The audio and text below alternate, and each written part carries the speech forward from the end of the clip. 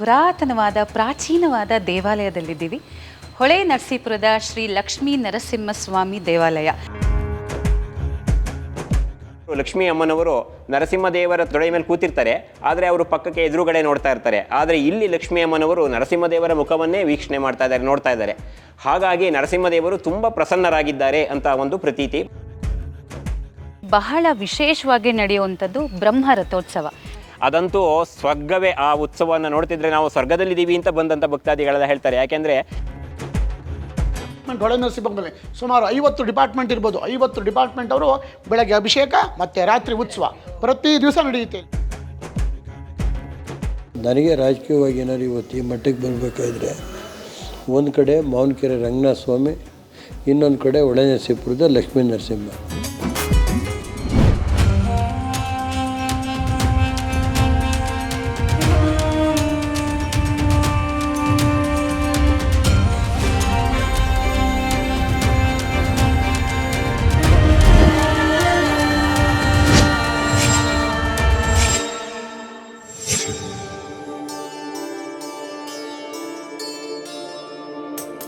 ನಾನೊಂದು ವಿಶೇಷವಾದಂಥ ಜಾಗದಲ್ಲಿದ್ದೀನಿ, ಅದೇ ಹೊಳೆ ನರಸೀಪುರ.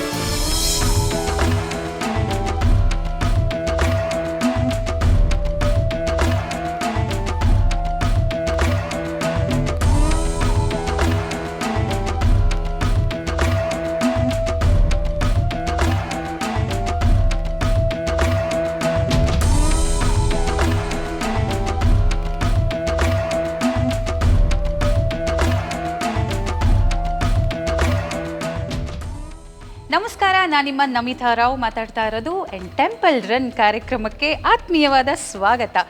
ಇವತ್ತು ನಾವು ನೋಡಿ ಒಂದು ಪುರಾತನವಾದ ಪ್ರಾಚೀನವಾದ ದೇವಾಲಯದಲ್ಲಿದ್ದೀವಿ. ಹೊಳೆ ನರಸೀಪುರದ ಶ್ರೀ ಲಕ್ಷ್ಮೀ ನರಸಿಂಹಸ್ವಾಮಿ ದೇವಾಲಯ.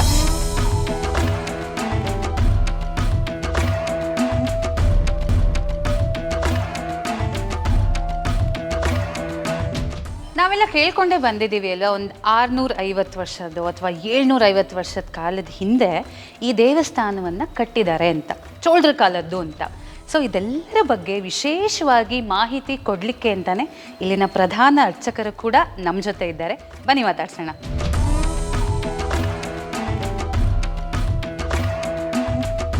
ಹೊಳೆ ನರಸೀಪುರದಲ್ಲಿ ದೊಡ್ಡ ಮನೆ ಅಥವಾ ದೊಡ್ಡ ಕುಟುಂಬ ಅಂತಾನೆ ಪ್ರಖ್ಯಾತಿಯಾಗಿರುವಂಥ ಶ್ರೀಯುತ ಪಟ್ಟಾಭಿರಾಮ್ ಅವರು ನಮ್ಮ ಜೊತೆ ಇದ್ದಾರೆ.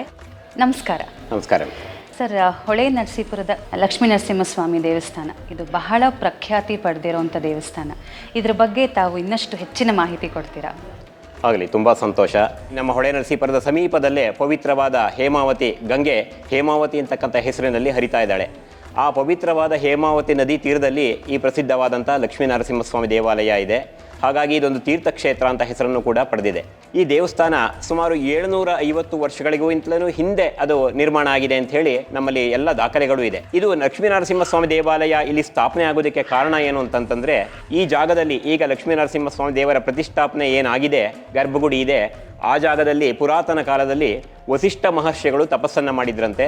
ಲಕ್ಷ್ಮೀ ನರಸಿಂಹಸ್ವಾಮಿ ದೇವರು ಲಕ್ಷ್ಮೀ ಸಮೇತರಾಗಿ ಅವರಿಗೆ ದರ್ಶನವನ್ನು ಕೊಡ್ತಾರೆ. ಮತ್ತು ಆಗ ವಸಿಷ್ಠ ಮಹರ್ಷಿಗಳು ಲೋಕ ಕಲ್ಯಾಣವನ್ನುಂಟು ಮಾಡುವಂತೆ ಅವರಲ್ಲಿ ಪ್ರಾರ್ಥನೆ ಮಾಡ್ತಾರೆ. ಹಾಗೂ ಅವರದಕ್ಕೆ ತಥಾಸ್ತು ಅಂತ ಹೇಳಿ ಲಕ್ಷ್ಮೀ ನರಸಿಂಹದೇವರು ಅನುಗ್ರಹವನ್ನು ಮಾಡ್ತಾರೆ. ಚೋಳರು ಇದನ್ನ ಮಾಡಿದಂಥ ಪ್ರತೀತಿ ಒಂದಿದೆ. ಹೌದೌದು, ಚೋಳರ ಕಾಲದಲ್ಲಿ ಇದ್ದಕ್ಕಂಥ ಆಗಿನ ರಾಜರು ಮತ್ತು ಈಗ ಸ್ಥಳೀಯವಾಗಿದ್ದಂಥ ಪಾಳೆಗಾರರು ಅಂತ ಹೇಳ್ತಾ ಇದ್ರು. ಅವಾಗ ಅವರಿಗೆ ಕನಸಲ್ಲಿ ಬಂದು ಲಕ್ಷ್ಮೀ ನರಸಿಂಹಸ್ವಾಮಿ ಇದನ್ನು ತಿಳಿಸ್ತಾರೆ, ಈ ವಿಚಾರವನ್ನು ತಿಳಿಸ್ತಾರೆ. ಹಾಗಾಗಿ ಆ ನರಸಿಂಹದೇವರ ಒಂದು ಪ್ರೇರಣೆಯಿಂದ, ಅವರ ಅನುಗ್ರಹದಿಂದ ಆ ಜಾಗದಲ್ಲೇ ದೇವಾಲಯ ನಿರ್ಮಾಣ ಆಗುತ್ತೆ. ಹಾಗಾಗಿ ಅದು ಹೆಚ್ಚಿನ ಶಕ್ತಿಯನ್ನು ಪಡೆದುಕೊಂಡಿದೆ ಹಾಗೂ ಹೆಚ್ಚಿನ ವಿಶೇಷತೆಯನ್ನು ಪಡೆದುಕೊಂಡಿದೆ. ಮತ್ತು ಆಗಿನ ಕಾಲದಲ್ಲಿ ಯಾವುದೇ ಉನ್ನತವಾದ ತಂತ್ರಜ್ಞಾನ ಇಲ್ಲದೇ ಇದ್ದರೂ ಸಹ ಬೃಹದಾಕಾರದ ಕಲ್ಲುಗಳ ಕಂಬಗಳನ್ನು ಮತ್ತು ಕಲ್ಲುಗಳನ್ನು ತಂದು ಈ ದೇವಾಲಯವನ್ನು ತುಂಬ ಚೆನ್ನಾಗಿ ನಿರ್ಮಾಣ ಮಾಡಿದ್ದಾರೆ. ಅಂದಿನಿಂದ ಇಲ್ಲಿವರೆಗೂ ಯಾವುದೇ ರೀತಿ ಶಿಥಿಲಾವಸ್ಥೆಗೆ ಅದು ಹೋಗದೆ ಈ ದೇವಸ್ಥಾನ ಉಳ್ಕೊಂಡು ಬಂದಿದೆ. ಹಾಗೂ ಅಷ್ಟೇ ಅಲ್ಲ, ಆ ಒಳಗಡೆ ಇರ್ತಕ್ಕಂಥ ಗರ್ಭಗುಡಿಯಲ್ಲಿ ಇರ್ತಕ್ಕಂಥ ಲಕ್ಷ್ಮೀ ನರಸಿಂಹಸ್ವಾಮಿಯ ವಿಗ್ರಹವನ್ನು ಸಹ ಸಾಮಾನ್ಯ ಶಿಲೆಯಲ್ಲಿ ಕೆತ್ತನೆ ಮಾಡಿಲ್ಲ. ಒಂದು ಅಮೃತ ಶಿಲೆ ರೀತಿಯಲ್ಲಿ ಇರ್ತಕ್ಕಂಥ ಕರಿಯಾದ ಒಂದು ಸಾಲಿಗ್ರಾಮ ಶಿಲೆಯಲ್ಲಿ ಸುಂದರವಾದ ಕೆತ್ತನೆಯನ್ನು ಮಾಡಿ ಲಕ್ಷ್ಮೀ ನರಸಿಂಹಸ್ವಾಮಿ ದೇವರ ವಿಗ್ರಹವನ್ನು ಮಾಡಿ ಪ್ರತಿಷ್ಠಾಪನೆಯನ್ನು ಮಾಡಿದ್ದಾರೆ. ಮತ್ತು ಆ ವಿಗ್ರಹದಲ್ಲಿ ಇರ್ತಕ್ಕಂಥ ಇನ್ನೊಂದು ವಿಶೇಷ ಏನು ಅಂತಂದರೆ, ಅಮ್ಮನವರು, ಲಕ್ಷ್ಮೀ ಅಮ್ಮನವರು ನರಸಿಂಹದೇವರ ತೊಡೆಯ ಮೇಲೆ ಕೂತ್ಕೊಂಡಿದ್ರು. ಎಲ್ಲ ಕಡೆ ಹಾಗೆ ಇರುತ್ತೆ, ತೊಡೆಯ ಮೇಲೆ ಕೂತಿರ್ತಾರೆ, ಆದರೆ ಅವರು ಪಕ್ಕಕ್ಕೆ ಎದುರುಗಡೆ ನೋಡ್ತಾ ಇರ್ತಾರೆ. ಆದರೆ ಇಲ್ಲಿ ಲಕ್ಷ್ಮೀ ಅಮ್ಮನವರು ನರಸಿಂಹದೇವರ ಮುಖವನ್ನೇ ವೀಕ್ಷಣೆ ಮಾಡ್ತಾ ಇದ್ದಾರೆ, ನೋಡ್ತಾ ಇದ್ದಾರೆ. ಹಾಗಾಗಿ ನರಸಿಂಹದೇವರು ತುಂಬ ಪ್ರಸನ್ನರಾಗಿದ್ದಾರೆ ಅಂತ ಒಂದು ಪ್ರತೀತಿ, ಮತ್ತು ಅದಕ್ಕೆ ಸ್ಥಳ ಪುರಾಣಗಳಲ್ಲೂ ಕೂಡ ಹೇಳುತ್ತೆ.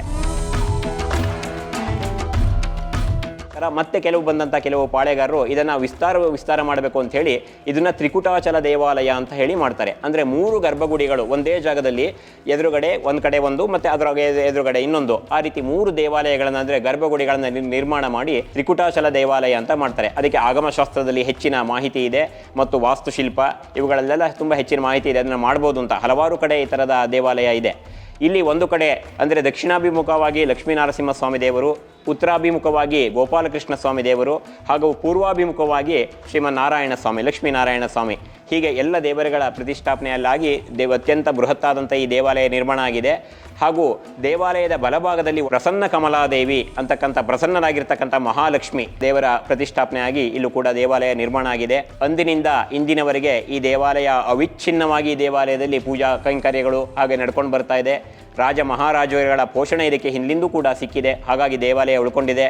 ಮತ್ತೊಂದು ಬಹಳ ಸಂತೋಷವಾದ ಸಂಗತಿ ಅಂತಂತಂದರೆ, ಯಾವುದೇ ಪರಕೀಯರ ದಾಳಿಗೆ ಈ ದೇವಾಲಯ ತುತ್ತಾಗಿಲ್ಲ, ಒಳಗಾಗಿಲ್ಲ. ಆ ಒಂದು ರಕ್ಷಣೆ ತುಂಬ ಚೆನ್ನಾಗಿ ಹಿಂದಿನ ಪಾಳೆಗಾರರು, ಮಹಾರಾಜರು ಮತ್ತು ಸ್ಥಳೀಯರೆಲ್ಲ ಸೇರಿ ಅದಕ್ಕೆ ಮಾಡಿದ್ದಾರೆ. ಮತ್ತು ಇಲ್ಲಿಂದು ವಿಶೇಷ ಅಂದರೆ, ಈ ನರಸಿಂಹಸ್ವಾಮಿ ದೇವಾಲಯಕ್ಕೆ ಹೊಂದಿಕೊಂಡಂತೆ 4 ಬೀದಿಗಳಿದೆ. ಅದಕ್ಕೆ ರಥ ಬೀದಿ, ರಾಜಬೀದಿ, ರಾಜಮಾರ್ಗ ಅಂತ ಹಿಂದಿನಿಂದ ಕರೀತಾರೆ. ಇಲ್ಲಿ ಏನೇ ಕಾರ್ಯಕ್ರಮ ನಡೆದು ಈ ರಾಜಬೀದಿಗಳಲ್ಲೇ ನಡೆಯುತ್ತೆ. ಅಷ್ಟೇ ಅಲ್ಲ, ಇದಕ್ಕೆ ಹಿಂದಿನಿಂದ ನರಸಿಂಹದೇವರಿದ್ದರಿಂದ ನೃಸಿಂಹಪುರಿ ಅಂತ ಈ ಊರಿಗೆ ಹೆಸರಿತ್ತು. ಅದು ಕಾಲಕ್ರಮೇಣದಲ್ಲಿ ನರಸಿಂಹಪುರ ಅಂತಾಯಿತು. ಉಚ್ಚಾರಣೆಗೆ ಸುಲಭವಾಗಿ, ಜನಸಾಮಾನ್ಯರು ಮಾತಾಡೋದಕ್ಕೆ ಹೇಳೋದಕ್ಕೆ ಅನುಕೂಲವಾಗಿ ನರಸಿಂಹಪುರ ಅಂತಾಯಿತು. ಮತ್ತೆ ಯಾರೋ ಪಾಳೆಗಾಲದ ಕಾಲದಲ್ಲಿ ಹೊಳೆನೂ ಕೂಡ ಇದ್ದಿದ್ದರಿಂದ ಅದನ್ನೂ ಸೇರಿಸಿ ಹೊಳೆ ನರಸೀಪುರ ಅಂಥೇಳಿ ಪುನರ್ನಾಮಕರಣ ಮಾಡಿದ್ರು. ಹಾಗಾಗಿ ಇಂದಿಗೂ ಅದು ಹೊಳೆ ನರಸೀಪುರ ಅಂತಲೇ ಪ್ರಖ್ಯಾತಿಯಾಗಿದೆ ಈ ನರಸಿಂಹಸ್ವಾಮಿ ದೇವಾಲಯ. ಭಕ್ತಾದಿಗಳನ್ನೆಲ್ಲರೂ ಸೇರಿಸಿಕೊಂಡು ಎಲ್ಲ ಸಹಕಾರವನ್ನು ಪಡ್ಕೊಂಡು ಸರ್ಕಾರದಿಂದ ಬರ್ತಕ್ಕಂಥ ಅನುದಾನವನ್ನು ಕೂಡ ಪಡ್ಕೊಂಡು ಹಂತ ಹಂತವಾಗಿ ಕ್ರಮೇಣ ಎಲ್ಲ ದೇವಾಲಯದ ಎಲ್ಲ ಭಾಗಗಳನ್ನು ಜೀರ್ಣೋದ್ಧಾರ ಮಾಡಿದ್ರು. ಇವತ್ತಿಗೂ ಈ ದೇವಾಲಯ ಹೇಗಿದೆ ಅಂದರೆ, ಇನ್ನು 500 ವರ್ಷ ಕಳೆದರೂ ಕೂಡ ಯಾವುದೇ ರೀತಿ ಶಿಥಿಲಾವಸ್ಥೆಗೆ ಇದನ್ನು ತಲುಪಲ್ಲ ಇದು ದೇವಸ್ಥಾನ. ಅಷ್ಟರ ಮಟ್ಟಿಗೆ ಇದನ್ನು ಬಂದೋಬಸ್ತ್ ಅಂತ ಹೇಳ್ತೀವಲ್ಲ, ಹಾಗೆ ಗಟ್ಟಿಯಾಗಿ ಮತ್ತೆ ಇದನ್ನು ಪುನರ್ಜೀವನಗೊಳಿಸಲಾಗಿದೆ. ಮತ್ತು ಈ ದೇವಾಲಯದಲ್ಲಿ ನಡೀತಕ್ಕಂಥ ಪೂಜೆನಲ್ಲಿ 3 ವಿಶೇಷಗಳನ್ನು ಬಂದಂಥ ಭಕ್ತರು ತುಂಬ ಚೆನ್ನಾಗಿ ಗಮನಿಸ್ತಾರೆ ಮತ್ತು ತುಂಬ ಇಷ್ಟಪಡ್ತಾರೆ. ಏನು ಅಂದರೆ, ನರಸಿಂಹದೇವರಿಗೆ ನಡೀತಕ್ಕಂಥ ಅಭಿಷೇಕ, ಪಂಚಾಮೃತಾಭಿಷೇಕ, ವೇದೋಕ್ತ ಮಂತ್ರಗಳಿಂದ ತುಂಬ ಚೆನ್ನಾಗಿ ಆ ಅಭಿಷೇಕ ನಡೆಯುತ್ತೆ. ತುಂಬ ಜನ ಅದನ್ನು ಇಷ್ಟಪಡ್ತಾರೆ, ಅದು ನೋಡೋಕ್ಕೋಸ್ಕರ ಬರ್ತಾರೆ. ಎರಡನೇದು ಅಲಂಕಾರ, ದೇವರಿಗೆ ಮಾಡ್ತಕ್ಕಂಥ ಪುಷ್ಪಾಲಂಕಾರ, ವಸ್ತ್ರಾಲಂಕಾರ ಮತ್ತು ಒಡವೆಗಳಿಂದ ಮಾಡ್ತಕ್ಕಂಥ ಅಲಂಕಾರ, ರಥೋತ್ಸವದಲ್ಲಿ ಕೂಡ ನಡೀತಕ್ಕಂಥ ಅಲಂಕಾರಗಳನ್ನು ತುಂಬ ಜನ ಇಷ್ಟಪಡ್ತಾರೆ. ಬಹಳ ಮುಖ್ಯವಾಗಿ ನಾವು ಮಡಿ ಅಂತ ಏನು ಕರಿತೀವಿ, ಅದರ ಹಿನ್ನೆಲೆ ಏನಿದೆ, ಶುಚಿತ್ವ, ಕ್ಲೀನ್ನೆಸ್ ಅಂತ ಏನು ಹೇಳ್ತೀವಿ, ಆ ಶುಚಿತ್ವವನ್ನು ಈ ದೇವಾಲಯದಲ್ಲಿ ತುಂಬ ಚೆನ್ನಾಗಿ ಕಾಪಾಡ್ತಾರೆ. ಪ್ರತಿನಿತ್ಯ 100 ಜನ ಬೇರೆ ಬೇರೆ ದೂರದ ಊರುಗಳಿಂದ ಬಂದು ದರ್ಶನವನ್ನು ಪಡಿತಾರೆ, ಅಭಿಷೇಕವನ್ನು ಮಾಡಿಸ್ತಾರೆ, ವಿಶೇಷ ಪೂಜೆಗಳನ್ನು ಮಾಡಿಸ್ತಾರೆ, ಕಲ್ಯಾಣೋತ್ಸವಗಳನ್ನು ಮಾಡಿಸ್ತಾರೆ. ಶನಿವಾರ ಭಾನುವಾರಗಳಂತೂ ಸ್ವಾಮಿಗೆ ಕಲ್ಯಾಣೋತ್ಸವವನ್ನು ತುಂಬ ಜನ ಬಂದು ನೆರವೇರಿಸ್ತಾರೆ. ಹೀಗೆ ಎಲ್ಲ ಕಾರ್ಯಕ್ರಮಗಳು ನಡೀತಿದೆ.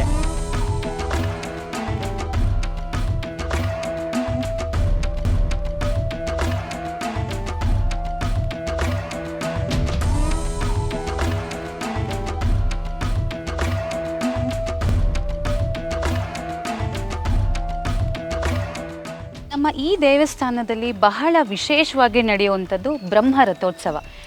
ತಾವು ಅದ್ರ ಬಗ್ಗೆ ಸ್ವಲ್ಪ ಡೀಟೇಲ್ಸ್ ಕೊಡ್ತೀರಾ? ಆಗಲಿ.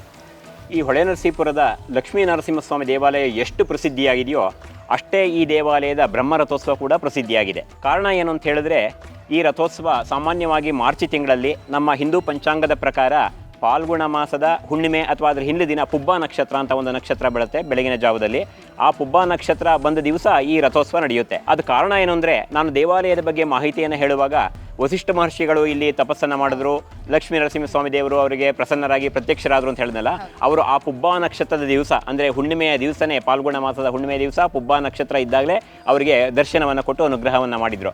ಹಾಗಾಗಿ ಅದರ ಒಂದು ಶಕ್ತಿಯನ್ನು ಉಳಿಸ್ಕೊಳ್ಳೋದಕ್ಕೋಸ್ಕರ ಆ ಶಕ್ತಿ ಎಲ್ಲ ಭಕ್ತರ ಹೊತ್ತಿಗೆ ತಲುಪಲಿ, ಭಗವಂತನ ಒಂದು ದೈವಿಕವಾದ ಶಕ್ತಿ ತಲುಪಲಿ, ಅನುಗ್ರಹ ಆಗಲಿ ಅನ್ನೋ ಕಾರಣದಿಂದನೇ ಅದೇ ದಿವಸ ರಥೋತ್ಸವವನ್ನು ಪ್ರತಿ ವರ್ಷ ಕೂಡ ವಿಜೃಂಭಣೆಯಿಂದ ನಡೆಸ್ಕೊಂಡು ಬರ್ತಾ ಇದ್ದಾರೆ. ಕಾರಣ ಏನು ಅಂದರೆ, ಒಂದು ರಾಕ್ಷಸನಾದಂಥ ಹಿರಣ್ಯಕಶಿಪುವನ್ನು ನರಸಿಂಹದೇವರು ಸಂಹಾರ ಮಾಡಿ ಲೋಕ ಕಲ್ಯಾಣವನ್ನು ಉಂಟು ಮಾಡಿದಂಥ ಕಥೆ ಎಲ್ರಿಗೂ ಗೊತ್ತಿದೆ, ಪುರಾಣದಲ್ಲಿ ಗೊತ್ತಿದೆ, ಕೇಳಿದ್ದೀವಿ. ಅದಾದ ನಂತರ ಸ್ವತಃ ಬ್ರಹ್ಮದೇವರೇ ಒಂದು ಶೋಭಾಯಾತ್ರೆಯನ್ನು ಮಾಡ್ತಾರೆ. ತಾವೇ ರಥದ ಸಾರಥಿಯಾಗಿ ನರಸಿಂಹದೇವರಂದರೆ ಶ್ರೀ ಮಹಾವಿಷ್ಣುವನ್ನು, ಲಕ್ಷ್ಮಿಯನ್ನು ರಥದಲ್ಲಿ ಕೂರಿಸಿಕೊಂಡು ಎಲ್ಲ 3 ಲೋಕಗಳಲ್ಲೂ ಸಹ ಒಂದು ಶೋಭಾಯಾತ್ರೆಯನ್ನು ನಡೆಸ್ತಾರೆ. ಅದಕ್ಕೆ ಬ್ರಹ್ಮದೇವರು ನಡೆಸಿದ ರಥಕ್ಕೆ ಬ್ರಹ್ಮ ರಥೋತ್ಸವ ಅಂತ ಹೆಸರು.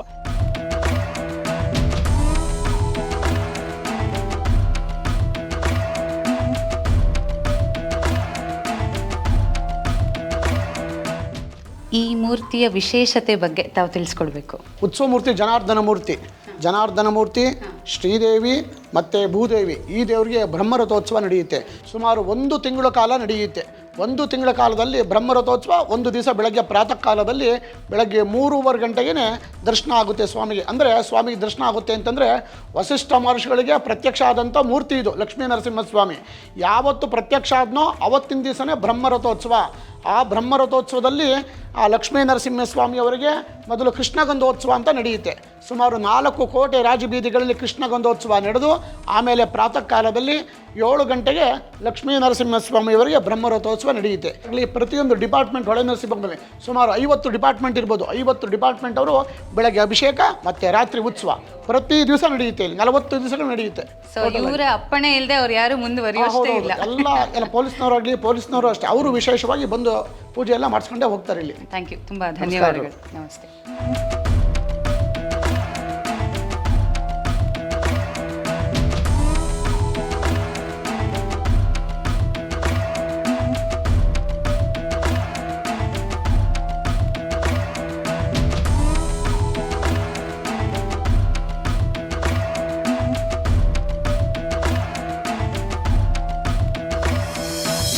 ಭಾರತದ ಹೆಮ್ಮೆಯ ಮಣ್ಣಿನ ಮಗ ಅಂತ ಪ್ರಖ್ಯಾತರಾದಂಥ, ಅಫ್ಕೋರ್ಸ್ ಬಹಳ ಚಿರಪರಿಚಿತರು, ಮಾಜಿ ಪ್ರಧಾನಿಗಳಾದಂಥ ಶ್ರೀಯುತ ದೇವೇಗೌಡರು ಅವರ ಸುಪುತ್ರರಾದಂಥ ಹಾಗೂ ಶಾಸಕರಾದಂಥ ಶ್ರೀಯುತ HD ರೇವಣ್ಣವರು ಇವತ್ತು ನಮ್ಮ ಜೊತೆ ಇದ್ದಾರೆ. ತಾವು ಹೊಳೆ ನರಸೀಪುರದವರು, ದೇವರ ಬಗ್ಗೆ ನಂಬಿಕೆ ಹಾಗೂ ತುಂಬ ನೀವು ನಿಮ್ಮ ಮನೆಯಲ್ಲೇ ಒಂದು ಹಲವಾರು ಕಾರ್ಯಕ್ರಮಗಳನ್ನ, ಯಾವುದು ದೇವರ ಪೂಜೆಗಳನ್ನ ಮಿಸ್ ಮಾಡದೆ ಮಾಡ್ಕೊಂಡು ಬರ್ತೀರಾ. ಸೊ ಇಲ್ಲಿನ ಒಂದು ಪ್ರತೀತಿ ಮತ್ತು ನಿಮ್ಮ ನಂಬಿಕೆ ಸರ್, ವಿಶೇಷವಾಗಿ ಇಲ್ಲಿನ ಲಕ್ಷ್ಮೀ ನರಸಿಂಹಸ್ವಾಮಿ. ಈಗ ಇದು ನಮ್ಮ ಹೊಳೆನರಸೀಪುರ ತಾಲೂಕಿನ ನಗರದ ಆದಿದೇವತೆ ಲಕ್ಷ್ಮೀ ನರಸಿಂಹಸ್ವಾಮಿ. ಈಗ ಯಾವುದೇ ನಾವು ಚುನಾವಣೆಗೆ ಹೋಗುವಾಗ ಲಕ್ಷ್ಮೀ ನರಸಿಂಹ, ಮಾವನಕೆರೆ ರಂಗನಾಥ ಸ್ವಾಮಿ, ಹರದನಹಳ್ಳಿ ಈಶ್ವರ, ಯಲೂರು ದೇವಿರಮ್ಮ, ಇವೆಲ್ಲ ಒಂದು ನಮಗೆ ರಾಜಕೀಯವಾಗಿ ಶಕ್ತಿ ಕೊಡಬೇಕಾಗಿದ್ದರೆ ಈ ದೇವರುಗಳು. ಲಕ್ಷ್ಮೀ ನರಸಿಂಹನ ನಂಬಿದರೆ ಇವತ್ತುವರೆಗೆ ಯಾರೂ ಕೆಟ್ಟಿಲ್ಲ. ಲಕ್ಷ್ಮೀ ನರಸಿಂಹನಿಂದ ಹಲವಾರು ನಮ್ಮ ಜನಕ್ಕೆ ಇವತ್ತು ದೇವರು ಒಂದು ಕೃಪೆ ತೋರಿಸಿದ್ದಾರೆ. ತಾಲೂಕಲ್ಲೂ ಅಷ್ಟೇ, ರಾಜ್ಯದಲ್ಲೂ ಅಷ್ಟೇ, ಲಕ್ಷ್ಮೀ ನರಸಿಂಹನ ನಂಬಿದರೆ ಯಾರೂ ಕೆಟ್ಟಿಲ್ಲ ಅಂತ ನನ್ನ ಭಾವನೆ ಇದೆ. ನನಗೆ ರಾಜಕೀಯವಾಗಿ ಏನಾದ್ರು ಇವತ್ತು ಈ ಮಟ್ಟಕ್ಕೆ ಬರಬೇಕಾದ್ರೆ ಒಂದು ಕಡೆ ಮಾವನಕೆರೆ ರಂಗನಾಥ ಸ್ವಾಮಿ, ಇನ್ನೊಂದು ಕಡೆ ಹೊಳೆ ನರಸೀಪುರದ ಲಕ್ಷ್ಮೀ ನರಸಿಂಹ. ಇದು ಸುಮಾರು 400-500 ವರ್ಷದ ಇತಿಹಾಸ ಇದೆ ಲಕ್ಷ್ಮೀ ನರಸಿಂಹ. ಇದು ನರಸಿಂಹನಾಯಕ ಅಂತ ಹೇಳಿ ಅವರು ಈ ದೇವ್ರನ್ನ ಹಿಂದಿನ 300-400 ವರ್ಷದಲ್ಲಿ ಪ್ರತಿಷ್ಠಾಪನೆ ಮಾಡಿದ್ದು. ಇದು ಹಲವಾರು ನಮ್ಮ ಗ್ರಾಮ ದೇವತೆ. ಇದು ಹಲವಾರು ಭಕ್ತಾದಿಗಳು ಹೊರಗಡೆ ಇದ್ದು, ಮಡ್ರಾಸ್ ಇರ್ಬೋದು, ಬೆಂಗಳೂರು, ಮೈಸೂರು ಎಲ್ಲ ಕಡೆ ಬಂದು ಶ್ರಾವಣದಲ್ಲಿರ್ಬೋದು, ಕಾರ್ತಿಕದಲ್ಲಿರ್ಬೋದು, ಕೆಲವು ಟೈಮಲ್ಲಿ ಇಲ್ಲಿ ಬಂದು ಎಷ್ಟೇ ಕೆಲವು ಹುದ್ದೆಯಲ್ಲಿದ್ದರೂ ಬಂದು ಮಾಡಿಸಿ ಭಕ್ತಿಯಿಂದ ಕೆಲವು ಕಲ್ಯಾಣೋತ್ಸವನೂ ಮಾಡ್ತಾರೆ. ಲಕ್ಷ್ಮೀ ನರಸಿಂಹಗೆ ಅಭಿಷೇಕನೂ ಮಾಡಿಸ್ತಾರೆ, ತಾಯಿ ಮಹಾಲಕ್ಷ್ಮಿಗೂ ಅಭಿಷೇಕ ಮಾಡಿಸ್ತಾರೆ. ಅದರಲ್ಲೂ ವಿಶೇಷವಾಗಿ ಲಕ್ಷ್ಮೀ ನರಸಿಂಹನ ಜೊತೆಗೆ ಗೋಪಾಲಕೃಷ್ಣ, ದುರ್ಗಾ ಪರಮೇಶ್ವರಿ ಮತ್ತು ಗಣೇಶ ಮತ್ತು ಅದು ಸತ್ಯನಾರಾಯಣ ಸ್ವಾಮಿ, ಇದೆಲ್ಲ ಇರೋದೊಂದು ವಿಶೇಷ. ಆಮೇಲೆ ಸಪ್ರೇಟಾಗಿ ತಾಯಿ ಮಹಾಲಕ್ಷ್ಮಿ, ಆ ಕಡೆ ಅಂಡಾಳ ಲಕ್ಷ್ಮಿ, ಎಲ್ಲ ದೇವರು ಇರುವಂಥ ಒಂದು ದೇವಸ್ಥಾನ ಇದ್ದು ಇದು ವಿಶೇಷವಾದಂಥ ದೇವಸ್ಥಾನ ಅಂತ ಹೇಳಬೇಕಾಗುತ್ತೆ. ನನಗೆ ನಂಬಿಕೆ ಇರೋಂಗೆ ನನ್ನ ಜೀವನದಲ್ಲಿ ಈಗಾಗಲೇ 66 ವರ್ಷ 65 ವರ್ಷ 64-65 ಆಗಿದೆ. ನನ್ನ ಜೀವನದಲ್ಲಿ ನಾವು ನಮ್ಮ ಮನೆ ಪಕ್ಕ ಇಲ್ಲೇ ಮುಂಚೆ ಇದ್ದು, ಇವತ್ತು ನಾನಾಗಲಿ ನಮ್ಮ ತಂದೆ ಆಗಲಿ ನಮ್ಮ ತಾಯಿ ಎಲ್ಲ ಲಕ್ಷ್ಮೀ ನರಸಿಂಹಂಗೆ ಬಂದಾಗ ರಂಗನಾಥಂಗೆ 2 ಇದನ್ನು ಮಾಡಿಸೋದು. ನಾವು ಪ್ರತಿ ವರ್ಷ ಶ್ರಾವಣದಲ್ಲಿ ಭಕ್ತಿಯಿಂದ 4 ಶ್ರಾವಣನೂ 4 ಶನಿವಾರನೂ ಭಕ್ತಿಯಿಂದ ನಾವು ಪೂಜೆ ಮಾಡ್ತೀವಿ.